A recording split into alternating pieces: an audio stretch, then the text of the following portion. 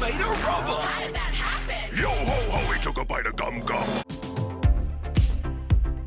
Hey, welcome back to ScreenCrush. I'm Ryan Erie, and let's talk about the Netflix adaptation of One Piece. Let's do this. I think it's possible we may have actually gotten our first quality live-action anime. One Piece is the most entertaining emotional roller coaster I have been on in a while, and nothing underscores that more than the ending, so let's talk about it. But before we begin, obviously there will be spoilers ahead, not just for the show itself, but for what will probably happen next according to the manga. So consider yourself warned. The final episode of One Piece Season 1 represents the culmination of the Straw Hat's journey and personal triumph over each crew member's biggest hurdles in chasing their dreams. We also got a post-credit scene revealing a super important character in Luffy's journey and showing us that there is plenty of anime action just over the horizon. And I also, just one second. Kristen, what are you doing? Get off your phone. Oh, sorry. Anyways, there are over 1,000 episodes of the One Piece series, not even including the manga. So this story is huge. In fact, the entire saga we saw portrayed in the live-action series only accounts for 4% of the entire One Piece story. Well, that's not very much. Luckily, the Netflix adaptation starts us right at the beginning, so you don't have to do any homework before you watch. Person? Yes. What are you doing on your phone? Sorry, binging One Piece got me in the mood to play some fantasy games, so I've been playing one of my old favorites, Bloodline: Heroes of Lythus, a fantasy adventure that has the most unique gameplay I have ever played. For instance, right now, I'm crossbreeding a Dragonborn and a demigod to make a new heir to my house. Do you say what now? Let me explain. You see, I am so glad that Bloodline sponsored this video because it is so rare that I get to talk about games that I actually play on this channel. The game is free to play, and you can use the download link in the description or scan this QR code. So, like a lot of fantasy stories, Bloodline features different races: elves, demons, orcs, dwarves, several others. But what makes this game so unique is that you can marry these bloodlines together to create new hybrid species with traits and powers from both sides of the family. And to keep the gameplay fresh, they even introduce new bloodlines and abilities every 2 weeks, like their newest bloodline, Tide Raisers, who are demigods from the ocean. It makes it really fun to play while you're watching One Piece. I love the artwork in this game, with characters rendered with full 3D graphics. And if you play the Guild Championships, you get unique hybrid champions. These are called Bloodcraft Legends. But my favorite part of the game is that you get to build your kingdom with strategy and building your economy. It creates a balanced world with interesting storylines, alliances, and different characters like the companions. So you can download the game for free on both Android and iOS with this QR code, and you'll get a special starter pack worth $20, including 100,000 gold, 100 diamonds, and 1 summoning crystal. You're going to be really glad you have that crystal, believe me. And the first 30 players who leave their in-game account ID and username in the first pinned comment section below will receive a free legendary female succubus champion, the Luxuriant, one of the best mages you can possibly carry in the game. So download Bloodline: Heroes of Lythus today. Now back to One Piece. Season 1 covers the East Blue Saga, and despite being such a small part of the grand One Piece story, it's still one of the most important parts. It serves as not only the origin story for the Straw Hat crew, but their characters' origins as well. Now, one of the main changes this season was Garp. Originally, Garp doesn't even show up until way further down the line. However, moving Garp's story up makes him the real final boss for the East Blue Saga, and it's a solid change when you think about it. Now, as we said before, the purpose of the East Blue Saga is to introduce the Straw Hats to the audience and to each other, but it's more than just an origin story. With the exception of Usopp, every Straw Hat pirate shows some reluctance to join Luffy's crew until they overcome some kind of personal challenge together, kind of like the Avengers. Doth mother know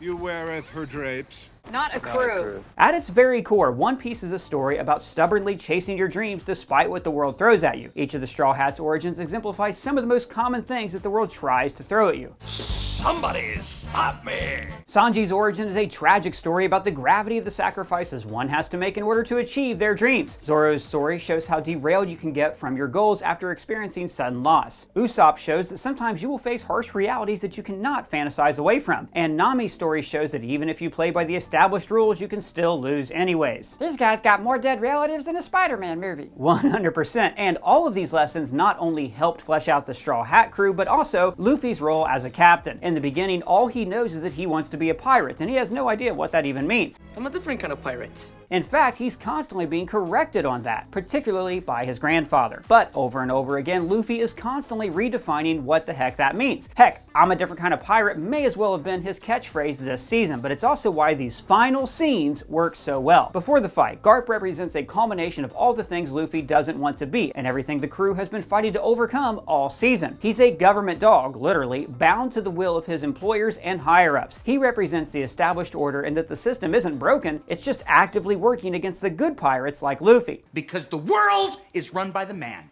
Who? Of course, after their fight, Garp reveals that he was only testing Luffy all along. He wanted to be sure that he was really ready to be a pirate. So he was like a practice bad guy? Pretty much, which fits perfectly into the tough love theme of this first season. I mean, each of the Straw Hats' origin stories exemplifies some variation of tough love, whether shown by them or the ones taking care of them. Nami loved her family so much that she essentially sold herself to Arlong. Usopp had to confront Kaya with the truth even though she didn't want to hear it. Zoro carries out the legacy of his dead rival as a sign of enduring tough love, and Sanji's origin literally cost his father figure a leg. All of these stories are about how love and commitment can be challenged, and that tough love is sometimes necessary before we can begin to chase our dreams. Tough love it is, tough love. Wake up, idiot! Which is exactly what Garp was doing the whole time. He played a role, acting as an antagonist and a metaphor for the established order. That wasn't real. Who cares? Don't say that.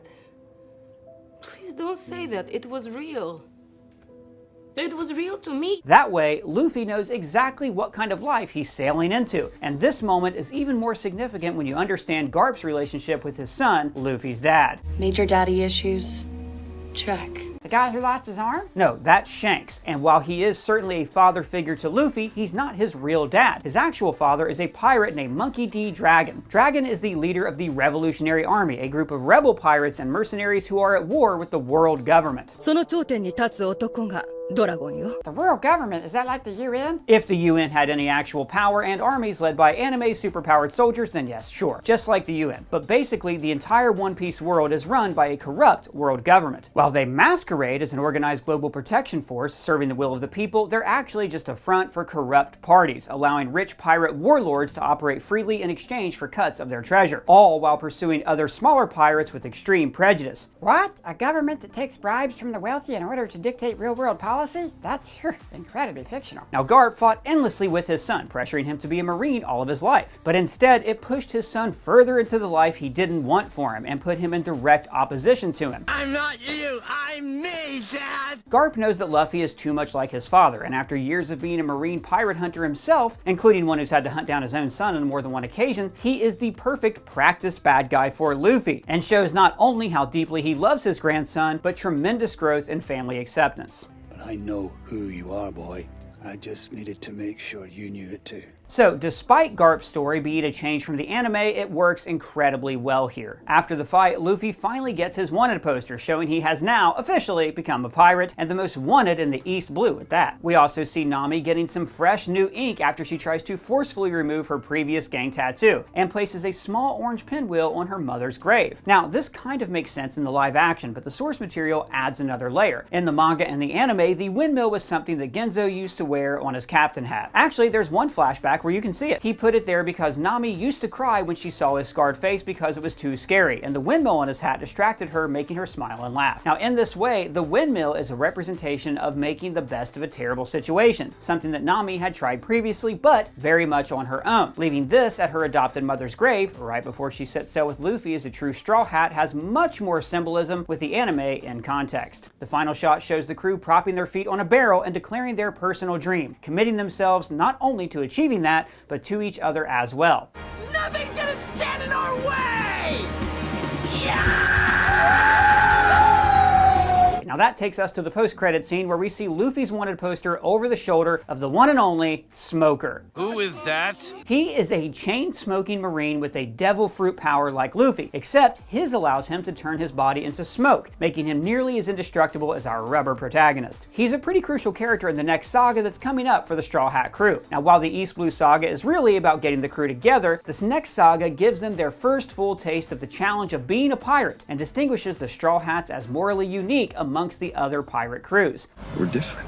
In the Alabasta saga, Smoker relentlessly hunts the crew and even at one point captures Luffy. His devil fruit powers make him pretty evenly matched, but things change when they finally do meet the real big bad. Now with that said, Smoker's significance comes from more of what he means for Luffy. You see, Smoker is one of the most prominent Marines in One Piece. He is to Luffy what Garp is to Gold Roger. You say that like I have any idea what it means. You know what? That's fair. Let me explain. You see, Garp and Gold Roger were actually good friends at one point. Heck, Garp even ends up raising his son after his death. Now, we are going to synopsize a lot here, but essentially, their career paths made them enemies as well. I love him, but now I hate him. While they duked it out plenty, eventually Garp lets Gold Roger go and essentially turns a blind eye to him, seeing him as one of the good ones. In the anime, he was never at Gold Roger's execution, but in the live action, he is. However, knowing their relationship, this line, You brought this upon yourself. makes a lot more sense. That brings us back to Smoker and what we can expect to see in Season 2. Now, while he's a main player in the next arc and will obviously be a big part of Season 2, he's not necessarily the antagonist. He parallels Garp because he's not strictly bound by the Marines' moral code and doesn't necessarily always follow the world government's orders. Now, I don't want to spoil anything for you, but I'll just say that in the next arc, Smoker may not be the actual big bad of the story. Well, if Smoker's not the next big bad, then who is? Well, outside of Smoker, the final episode does set up a Buggy and Alvida team up. I'll kill the little shit myself. If you don't, I will. So that's also something we can expect to see in Season 2. Both of them do play a role in the Alabasta saga, but our real Season 2 villain tease actually came in the first episode. You had me for a second.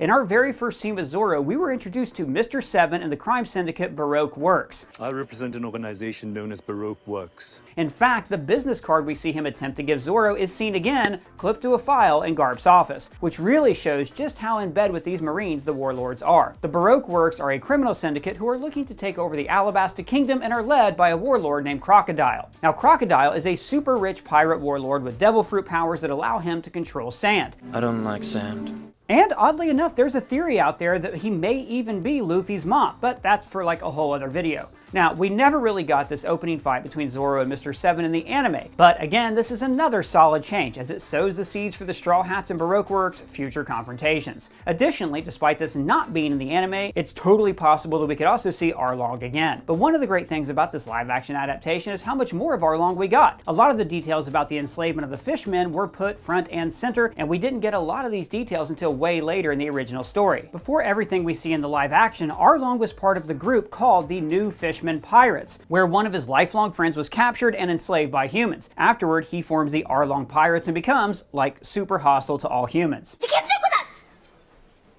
So the source material didn't get this detailed into Arlong's backstory until much further down the line, and there may be a reason for it. Now, there's a lot of speculation amongst One Piece fans as to whether or not Arlong actually died in his fight with Luffy. He's missing from the Navy Imperial prison in later arcs, and the story countlessly reiterates that Luffy does not kill. I won't kill you, but I don't have to save you. While Arlong was a pretty solid catch for this season's big bad, the fishmen have a lot more story to tell. So if he is still alive, then it's possible that he could pop up in later arcs as a small part of the larger Fishman story. Now, this would be a bit of a detour from the source material, but this show has already done well with that, so this is an exciting possibility. So anyways, we really like the show. It's the first live-action anime adaptation that we thought was like actually kick-ass. This show should be a beacon of hope for all anime fans because it feels like they finally got the formula right. The final episode summed that up perfectly, and Season 2 kicking off with the Smoker leaves fans with plenty to be excited about. But I want to know what you thought of One Piece. Did you like the live action adaptation? What are your thoughts on what they should do next? What did you think about the ending? Let me know in the comments below or at me on Twitter. And if it's your first time here, please subscribe, smash that bell for alerts. For ScreenCrush, I'm Ryan Airy.